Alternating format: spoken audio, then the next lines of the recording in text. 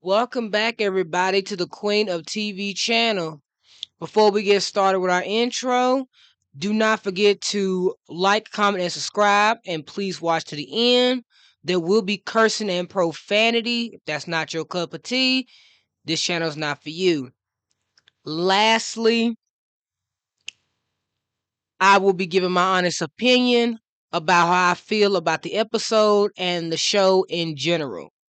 Without further ado, let's go into our intro. Hello, everyone. I am your host, the Queen herself, and you are the Prince and Princesses, which means you're either a subscriber or you're a viewer. Either way, welcome. We are watching H2O Season 1, Episode 7, Moonspell. So we meet up at Emma's house. Emma is planning her father's birthday party. It's supposed to be a surprise party. She gets the help of Cleo, Rikki, Lewis, and Elliot. Cleo is in charge of the food. Emma has to tell her for the 25th time that it needs to be as fresh as fish. Rikki is supposed to make sure everything goes smoothly, so she's probably like the reinforcements in case something goes wrong. Lewis, even though he doesn't know this, is supposed to be guarding the door and welcoming the guest in. Elliot is helping with the decorations, and Emma is planning everything, and she also has prepared a speech to give to her father, which the girls find out is 26 minutes and 45 seconds long. We later meet up with Cleo, who is at work when she is approached by Miss Chatham again, even though she doesn't know her name. She tells Cleo to not to talk to Sea Perch. She cannot trust those fish, which makes Cleo confused. But she quickly tells the real reason why she's there. She says, do not look at the moon's eye. She's referring to the full moon. So this is our first incline that the moon itself is going to cause some trouble. And today of all days, on Emma's dad's birthday, is a recipe for disaster. By the time that Emma and Rikki get there, she's already gone. Cleo tells them what the mysterious woman told her. They obviously did not see her, nor did they believe that Cleo is actually talking to somebody. Emma shows off her shoes that's supposed to go with her outfit for her dad's birthday. So everything goes into plan. The party starts. Everyone comes over. Emma had invited Zane and his father. His name is Harrison Bennett. He also brought his girlfriend, Candy. That is her literal name. And Zane brought Miriam, his groupie girlfriend. And there are some other clients that's there, including family, aunts and uncles, and cousins. While all this is going on, we do see a scene of the moon starting to rise over Mako Island. Lewis does finally shows up, and Emma tells him that his job is to welcome the guest, something he didn't know he was supposed to do. He assumed that he was going to be there for the party. Bryon also shows up. So everything's going good and all, and Emma's trying to make sure everything goes perfect. That's until the full moon has risen. Because the moment that she looks up at it, she's completely entranced. And as Emma's mother is calling her name, she is not responding. After she finally responds to her, she's acting very weird. She's starting to eat the food, pouring out drinks, insulting the guest. And Rikki and Cleo are worried. She lets Rikki know that everything is all fine. Emma saying with her own words, everything's okay, Rikki baby. So they tried to take Emma outside. Bear in mind you, Cleo does not realize that this might be because of the full moon because they have not experienced it yet. So while Emma is outside waiting, Cleo asks her if she needs anything. Cleo leaves Emma alone because Emma asks for sardines. So Cleo goes get her some sardines. While Emma is outside by herself, she ends up wandering off and decides to jump inside of the lake in the back of their house. She ends up swimming all the way to Mako Island. Rikki finds Cleo and asks where Emma went, and obviously Rikki realizes that Cleo just made a complete mistake. When they go outside, they find Emma's shoes at the end of the pier. Lewis shows up behind them, and as they're talking, the full moon shows itself again.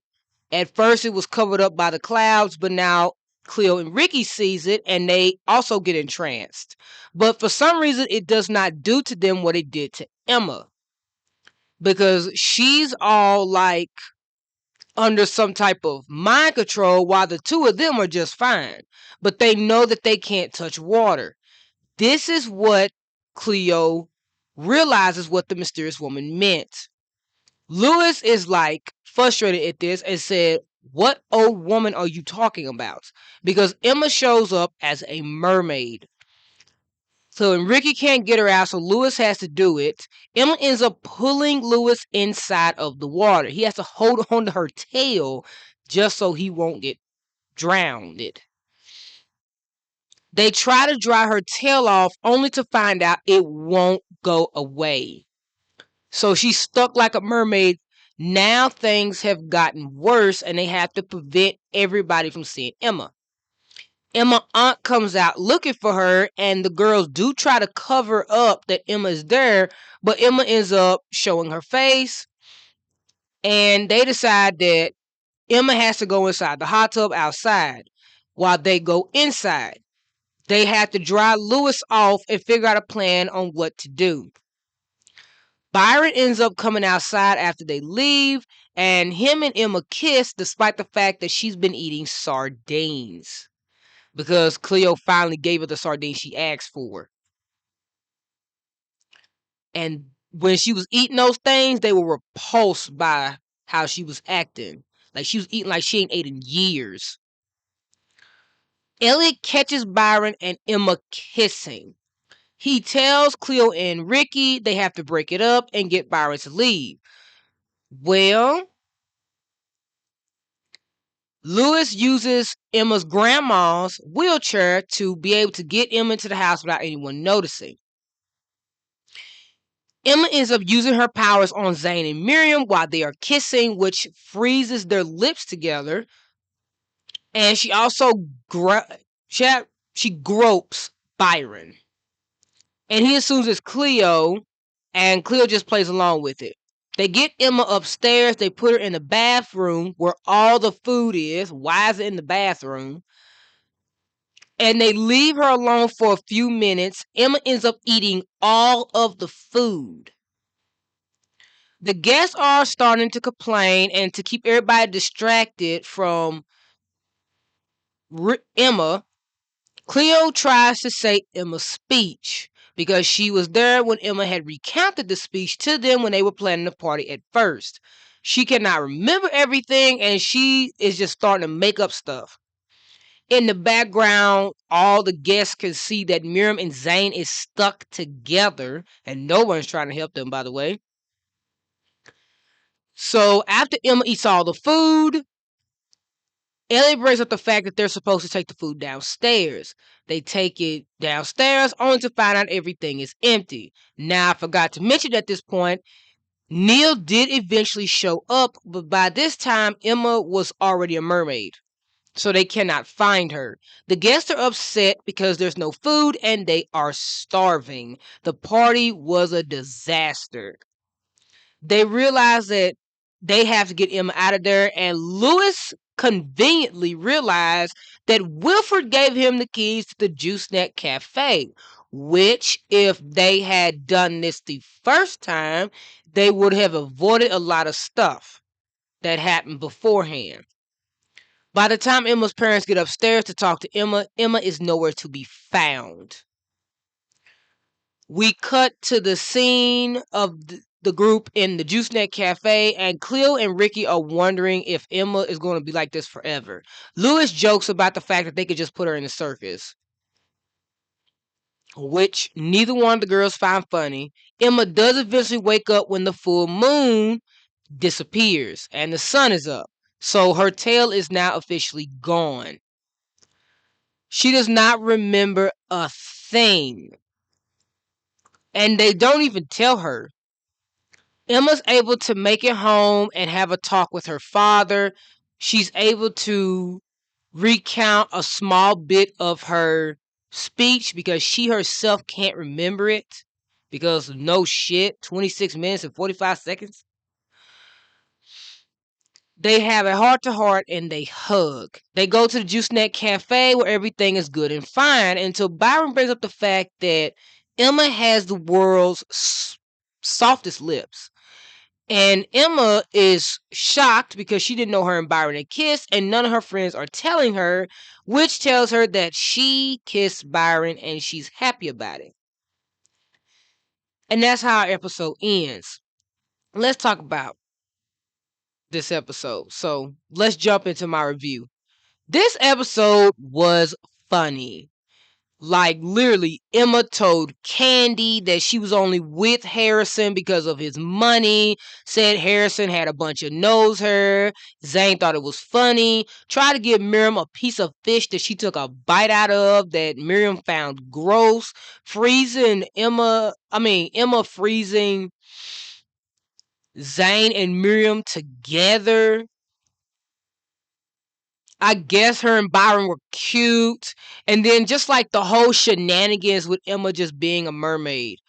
But at least now they know for a fact that the full moon has become their new enemy. So let's just see what enemies we got so far. We're 7 episodes in, and so far we have Zane, Miriam, and now the full moon. Nate is just some type of lackey. He's not really anybody to be intimidated by. And Tiffany has not done no wrong to no one, so you really can't count her as a villain. And Kim is just some annoyance. But other than that, that's all the villains we got to deal with. Now, does this mean the girls get better with hiding from the full moon? Nope, not whatsoever. But at least now I can actually like fully talk about what I think about this whole full moon situation. Because originally, when I had done a review on this, I had said that I want to do a theory video on the full moon. I believe that's a waste of time, so I'm just going to do it here.